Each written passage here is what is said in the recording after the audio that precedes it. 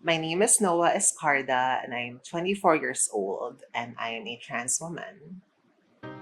I've always been on the spectrum, the rainbow spectrum. There was no hiding it. Sobrang halata niya to the point na I didn't really come out. Like, everybody knew. I remember coming out to my family, and my mom was like, finally. My family has been nothing but supportive towards me.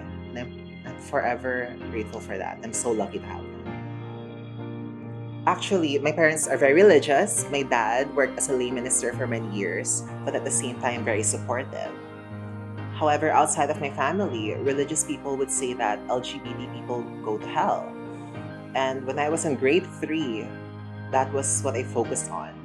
And I remember going to the library and looking at pictures of hell. And I would always tell myself, if I'm gonna go here, I have to get used to that concept. And I spent my childhood preparing myself for that reality, or what I perceived as reality back then. And I remember, oh my gosh, I will never forget this. Basically, it was during the homily, and the priest was talking about transgender people.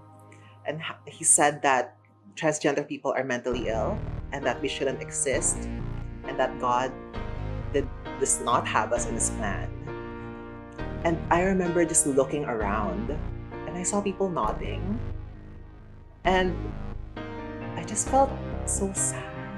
I started crying. I had to get out of church because I realized that every single person around me, I felt like they were agreeing with what the priest said, that I'm not even a valid person, that I was something wrong. So I was always torn between, oh, my family's religious but they accept me. And then, oh, this person's religious and they hate me. They say the most hateful words. And honestly, religion was the biggest source of my depression for a long time. And every time I meet someone, there's this fear of them hating me because of their religion. But I've actually moved away from that mentality because I've come to the realization that if there are good people like my parents, if there are good people like the religious people in my community, that's all I need. And I'm very lucky to have that because a lot of LGBT people don't have that kind of support system. They have friends, they have their chosen family, but it's a different thing when your real biological family is this supportive of you. I can ignore the people who are using their religion to belittle me because there are supportive people out there, and I'll just focus on the good rather than the bad.